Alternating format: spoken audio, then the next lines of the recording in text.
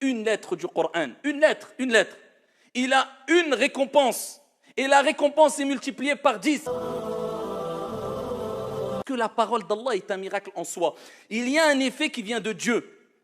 Quand tu récites le Coran, il y a un effet qui se dégage et qui touche les cœurs et qui pénètre les cœurs de ceux qu'Allah tabaraka wa ta'ala a choisis.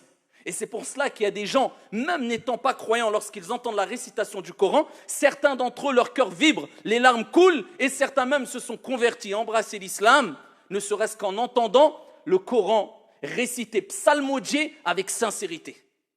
Ça, c'est le miracle du Coran. Le fait de le lire simplement, eh bien, nous rappelle la grande récompense à travers beaucoup de hadiths prophétiques et qu'il est demandé de le lire car le prophète nous motive à travers ces récompenses qui sont promises, une grande récompense. Alors, le prophète, alayhi salatu wassalam, à titre d'exemple, nous rappelle que celui qui lit, ne serait-ce que, tout le monde connaît ce récit prophétique, une lettre du Coran, une lettre, il a une récompense. Et la récompense est multipliée par 10. Et il dit, alayhi salatu wassalam, je ne dis pas que alif, lam, mim est une lettre, mais alif est une lettre, lam est une lettre, mim est une lettre. Ya Abdallah, est-ce que tu prends conscience qu'au jour de la résurrection, le prophète nous a rappelé que des gens chercheront ne serait-ce qu'une hasana. Une hasana. Hasana wahida. Ils la chercheront. Alors qu'une hasana, tu la grattes facilement. Eh bien, écoute bien. Médite quant au récit prophétique. Ne te dis pas, oui, le prophète a dit, c'est bien. Ça veut dire quoi? Ça veut dire que quand tu lis une page du Coran, ya Abdallah, ce dont tu prives ton âme chaque jour, injustement quelquefois, parce que tu as le temps et une page. Si nous prenons une moyenne, approximativement, une ligne du Coran a à peu près 40 lettres. À peu près 40 lettres. Si nous multiplions par 15, parce qu'il y a 15 lignes, il y a 15 lignes dans une page du Coran, ce qui nous donne 600. 600 fois 10, parce que le prophète alayhi salatu wassalam nous dit une récompense multipliée par 10, ce qui fait 6000 bonnes actions en lisant une page du Coran. 6000 bonnes actions en lisant une page du Coran. Combien de milliers, de millions, de milliards de bonnes actions tu t'es privé, Abdallah? D'autant plus que le prophète sallallahu alayhi wa sallam a dit, quand il avait recommandé à Mu'ad, il avait donné une recommandation à Mu'ad, il dit wa atbi'is sayyi'ata al-hasanata tamhuha. Fais suivre la mauvaise action par la bonne action, celle-ci effacera la mauvaise action. On l'a déjà rappelé, ça ne veut pas dire c'est bon, je peux faire des mauvaises actions, je fais des bonnes actions. Non, c'est pour celui qui a fauté, qui regrette, qui... Eh bien, quand tu fais suivre une mauvaise action d'une bonne action, la bonne action efface la mauvaise. Ça veut dire que tu as 6000 mauvaises actions effacées. Ça, on n'est que dans la lecture. Une lettre du Coran, c'est 10 bonnes actions, ya Abdallah. D'autant plus que le prophète fi sahih, il nous dit, alayhi salatu wassalam, que celui qui lit correctement le Coran, pour lire correctement le Coran, il y a des étapes à suivre. Tu apprends à lire l'arabe, c'est pas dur, programme d'une semaine, 2 semaines, c'est fait. Pendant 1 mois, 2 mois, tu lis de manière intensive, il n'y a pas de secret, hein. C'est en lisant que tu vas avoir une lecture fluide. On n'a rien sans rien. Si tu es paresseux, demande à Dieu de te préserver et de te guérir de cette paresse. Mais si tu fais un programme sérieux pendant 2-3 mois et tu lis le Coran, si tu as le temps, pendant ne serait-ce qu'une demi-heure par jour ou 1 heure, tu verras l'avancée. Ici, tu vas t'étonner toi-même, avec l'aide d'Allah subhanahu wa ta'ala, bien sûr, en demandant toujours à Dieu de te faciliter. Ensuite, tu fais un petit programme de règles de tajwid pour réciter le Coran comme il a été révélé et correctement. Warattil al-Qur'an tartila. Allah Azza wa Jalla nous rappelle de lire le Coran correctement, lentement, en respectant ses règles. Ensuite, tu te mets à lire et apprendre le Coran par cœur. Et quand tu vas lire le Coran correctement, vraiment d'une bonne manière, le prophète alayhi salatu wassalam dit il est avec les anges nobles, généreux. Tu imagines quel honneur. Mais regardez, le prophète alayhi salatu wassalam dit quant à celui qui a du mal à lire le Coran, il bégaye un peu, il trébuche, c'est pas grave. Le prophète alayhi salatu wassalam dit lui il aura 2 récompenses. Même si tu as du mal à lire le Coran, en arabe ou en français, lis les 2. Lis en arabe et en français parce qu'on a besoin de la compréhension et c'est qu'une traduction approximative bien sûr. Et ce n'est pas l'explication du Coran, la traduction, attention. Parce qu'il faut bien noter que le Coran doit être lu, mais doit être médité et compris aussi. Mais pas comme toi tu le veux. Il faut revenir à l'exégèse du Coran. Et attention, il faut revenir aussi à une certaine contextualisation. Ça ne veut pas dire abroger des versets coraniques. Personne ne peut le faire, tout simplement parce qu'Allah Jalla wa Ala a dit « Inna nahnu nazzalna dhikra wa inna lahu lahafidhun » Nous avons certes descendu le Coran, al-Dhikr, le rappel, et nous en sommes protecteurs. Il n'est pas demandé d'abroger des versets coraniques, mais de contextualiser cela va de soi. Et c'est une évidence, et c'est le b.a.-ba à connaître pour n'importe quel novice ou débutant quand il veut lire simplement. Il veut lire un exégèse du Coran. Pourquoi? Parce que tout simplement, il y a des versets qui sont descendus pour parler d'une seule personne, ou d'un groupe de personnes particuliers, ou d'une situation particulière, et le prophète lui-même, quand il s'est retrouvé dans d'autres situations, il n'a pas généralisé l'explication, ou plutôt la signification du verset coranique qui concernait une situation spécifique, ou lorsqu'il s'adressait avec les gens de manière générale, il n'a pas généralisé la définition du verset coranique qui concernait une personne particulière. Il faut savoir les causes et les circonstances de la descente des versets coraniques. C'est pour ça que les ulama disent Asbabun nuzul juz min tafsir al-Qur'an. La cause et les circonstances de la descente des versets coraniques, c'est une partie de l'exégèse du Coran. Il faut savoir pourquoi, à quel moment, dans quelle situation est révélé ce verset coranique. Ce verset reste un verset. Il n'est pas à abroger, mais il concerne une situation ou un moment ou une personne bien spécifique.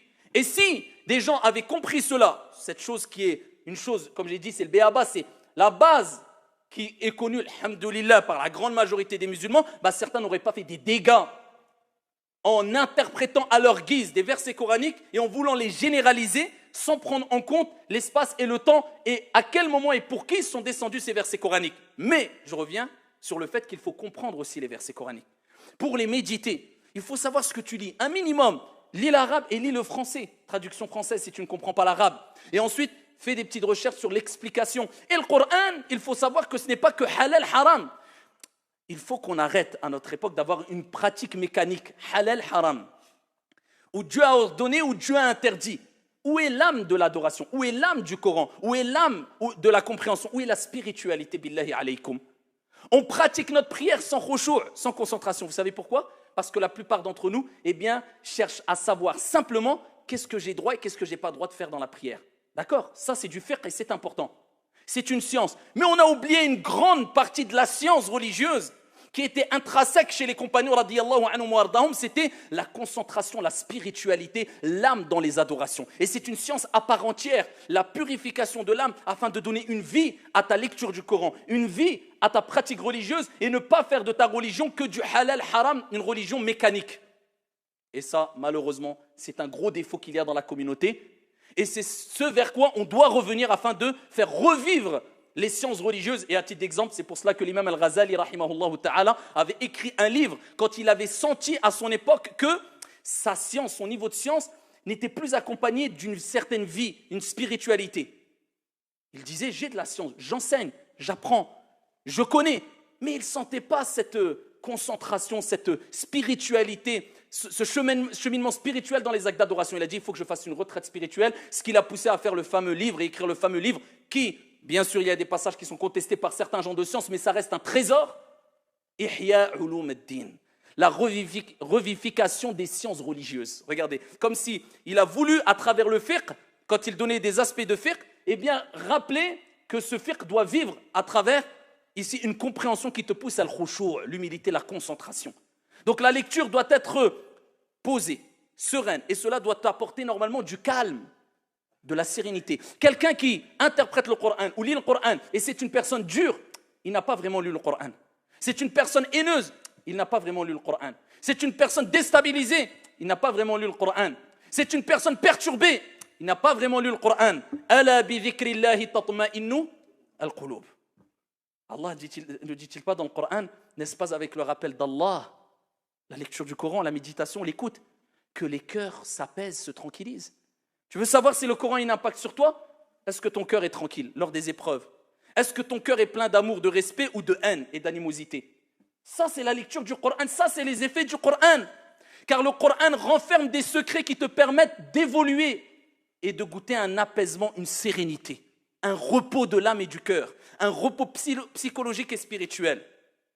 Et plus tu auras une relation forte avec le Coran, avec les conseils que je t'ai donnés précédemment, et plus Dieu te fera découvrir des secrets que peut-être même d'autres avant toi n'ont pas découverts. Ça ne veut pas dire que tu vas interpréter le Coran de toi-même, non, mais le Coran est plein de secrets. Et le Coran ce miracle-là, eh bien, parle à tout le monde et va t'exhorter d'une manière dont il ne va pas exhorter une autre personne. Mais pour cela, il faut réussir à trouver ces secrets-là. Et comment? Certains pieux disaient, Al-Qur'an, c'est comme un ami. Plus tu le fréquentes, et plus il te dévoile ses secrets. Allah. C'est ça le Qur'an. Plus tu le fréquentes, plus tu l'ouvres, plus tu le lis, plus tu le médites, plus tu l'écoutes, et plus il te dévoile ses secrets. Mais qui va goûter à cela? C'est celui qui le fréquente constamment, de manière journalière, ne serait-ce que pour lire un verset coranique. Tout simplement car le prophète sallallahu alayhi wa sallam a dit, celui qui n'a pas de lettres, ne serait-ce qu'une lettre ou quelques lettres du Coran dans sa poitrine, dans son cœur, c'est comme une maison en ruine. Est-ce que tu veux faire partie de ces gens-là? Rapporté par At-Tirmidhi.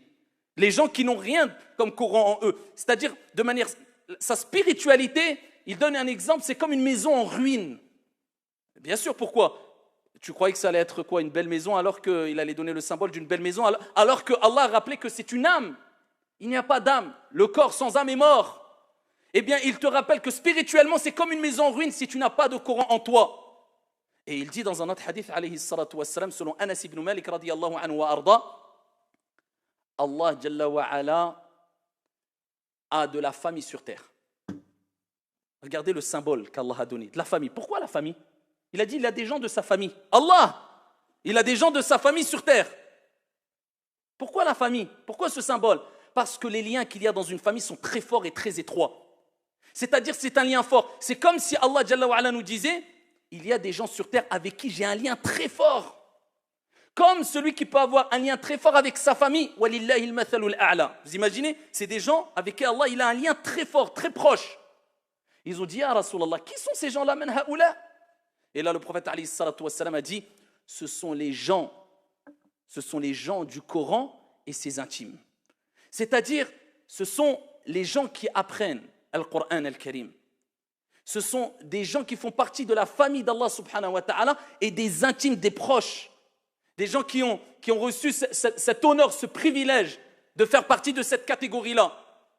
Mais ne pas oublier que le Coran, Al-Qur'an, c'est une hujja, comme qala alayhi salatu wassalam, laka ou alayk. Pour ou contre toi. C'est-à-dire que le Coran, il ne suffit pas de le lire mécaniquement, vous avez compris, mais de faire vivre cette lecture.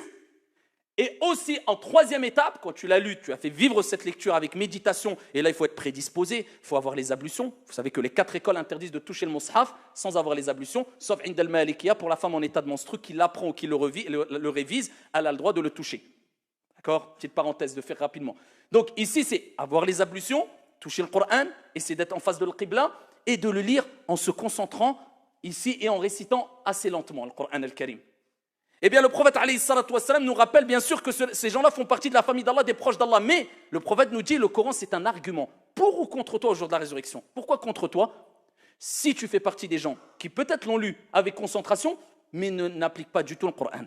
Quand le prophète parle de tous les mérites qui concernent ceux qui apprennent le Coran au jour de la résurrection, etc., c'est ceux qui l'apprennent, mais qui ne s'opposent pas à ce que le Coran contient. Qu'est-ce qu'il contient? Exemple, le Coran t'appelle à ne pas mentir. Eh bien, la personne va l'apprendre par cœur et il passe ses journées à mentir. Le Coran t'appelle à ne pas faire de mal autour de toi, même aux animaux. Eh bien, la personne se permet d'agir en mal avec animosité vis-à-vis des gens au nom de sa compréhension à lui du Coran. Le Coran t'appelle à ne pas faire d'injustice. La personne passe ses journées à faire de l'injustice. Le Coran t'appelle à... etc. Lui, il apprend, mais il n'applique rien. Au contraire, il s'oppose. Là, le Coran peut être un argument contre toi. Donc, ça ne suffit pas de l'apprendre, mais de l'appliquer au mieux selon tes capacités. Bien sûr, nous ne sommes pas des anges et nous ne sommes pas parfaits. Mais c'est-à-dire, il ne faut pas qu'il y ait un gros décalage. Je lis, j'apprends, mais je suis le plus grand des menteurs. Je lis, j'apprends, je ne prie jamais. Je lis, j'apprends, mais je mens toute la journée ou alors je fais des injustices et du mal. Je lis, j'apprends, mais je désobéis à mes parents et j'insulte mes parents. Je lis, j'apprends, mais je suis un voleur et un truand quand je vends et quand j'achète. Je lis, j'apprends. Subhanallah, quelle contradiction. Vous croyez que ça va être un argument pour ou contre nous au jour de la résurrection si nous réagissons ainsi? Et pour terminer, je pourrais en parler des heures du Coran, vous le savez toutes et tous, que le Coran regorge d'exhortations, c'est-à-dire les bienfaits, les mérites du Coran. Mais rappelez que parmi les grands mérites du Coran, c'est ce que le prophète sallallahu alayhi wa sallam a mentionné dans le hadith rapporté par At-Tirmidhi. Il nous dit qu'au jour de la résurrection, Al-Qur'an viendra. Vous savez que le prophète a dit dans un autre hadith que le Coran intercédera en la faveur de ceux qui l'avaient lu et qui l'avaient appris, qui avaient une relation forte avec le Coran. Et dans ce hadith-là de Tirmidhi, le prophète, il dit, le Coran viendra au jour de la résurrection. Et il dira, Ya Allah, il intercédera le Coran, Ya Allah, j'intercède pour lui. Ya Allah, habille-le. Et Allah, Jalla wa ala, revêtera la personne qui vivait avec le Coran, qui l'apprenait particulièrement. À l'ulama, ils ont dit, de ce hadith et d'autres textes, on parle de celui qui vivait avec le Coran, mais surtout qui avait l'habitude de l'apprendre. Et Allah Azza wa Jalla lui revêtera d'une couronne de la noblesse. Il dira, Ya Allah, rajoute-lui. Allah revêtera la personne, cette personne au jour de la résurrection, vous imaginez, d'un vêtement de la noblesse. Il dira, Ya Allah, sois satisfait de lui. Allah sera satisfait de lui. Ensuite, on dira à cette personne-là, dotée de cette couronne de la noblesse, de ce vêtement de la noblesse, dont Allah sera satisfait, récite, lis et monte les degrés du paradis. Plus il récitera, il lira ce qu'il avait appris du Coran ou qu'il avait l'habitude de lire du Coran, et plus il montera les degrés du paradis. Et de même, dans un autre hadith fi sahih, le prophète sallallahu alayhi wa sallam parle de parents qui au jour de la résurrection, on leur mettra une couronne de lumière et des vêtements du paradis. Et il dira, Ya Allah, les parents, le père, la mère, mais pourquoi on a ça? Quel honneur, quel privilège, pourquoi? Et Allah Jalla wa ala dira, c'est par la cause de l'apprentissage d'un de vos enfants ou de vos enfants du Coran. Le fait qu'un de tes enfants apprenne le Coran, le Saint-Coran, eh bien ça t'apportera ce privilège-là au jour de la résurrection, comme il est relaté dans le hadith, dans le récit prophétique authentique, pour nous rappeler le bienfait d'apprendre le Coran, surtout que pour les jeunes, quand ils apprennent de manière jeune, c'est beaucoup plus facile que quand tu passes les 25-30 ans. Il y a des âges ici où il est beaucoup plus facile d'apprendre le Coran, ça développe la mémoire. De plus, vous savez qu'aujourd'hui les médecins disent que plus la personne, quand elle est âgée, elle fait travailler sa mémoire, et moins elle aura de risque d'être touchée par certaines maladies comme Alzheimer ou autres. Donc ils recommandent de faire des jeux éducatifs, des jeux qui font travailler le cerveau le plus tard possible. Pourquoi le but? Travaille ton cerveau, travaille ta mémoire. Alhamdulillah. Nous les musulmans, il est demandé de lire le Coran et d'adorer Allah avec le Coran. Wa'bud rabbaka hatta ya'tiyaka al-yaqin. Adore ton Seigneur jusqu'à ce que te vienne le yaqin, c'est-à-dire al-maut, la mort. Jusqu'à ton dernier souffle, tu fais le muraja'a, tu révises, parce que le Coran, il part facilement. Comme le prophète a dit, plus rapidement que des chameaux mal attachés. Il part, c'est comme ça, sunnatullah. Allah, il veut que tu l'oublies et que tu le révises pour garder une constante relation avec le Coran. C'est comme ça. Hikmatullah azza wa jal. Eh bien, même quand tu es âgé, tu révises le Coran et cela te permet de développer et continuer à développer ta mémoire et ça te préserve de grandes maladies, particulièrement qui touchent la mémoire et la raison. Donc, ayyuhal akhyar, gardez une relation avec le Saint-Coran, à travers la lecture, à travers l'écoute, même si tu ne peux pas, à travers l'écoute. وَإِذَا قُرِئَ الْقُرْآنَ فَاسْتَمِعُوا لَهُ وَأَنصِتُوا لَعَلَّكُمْ تُرْحَمُونَ. Allah il dit quand le Coran est récité, فَاسْتَمِعُوا لَهُ وَأَنصِتُوا. Écoutez-le, prêtez attention, soyez attentifs. لَعَلَّكُمْ, peut-être, eh bien vous gagnerez quoi? La miséricorde. Turhamoun, on vous fera miséricorde. En écoutant le Coran, eh bien la miséricorde descend.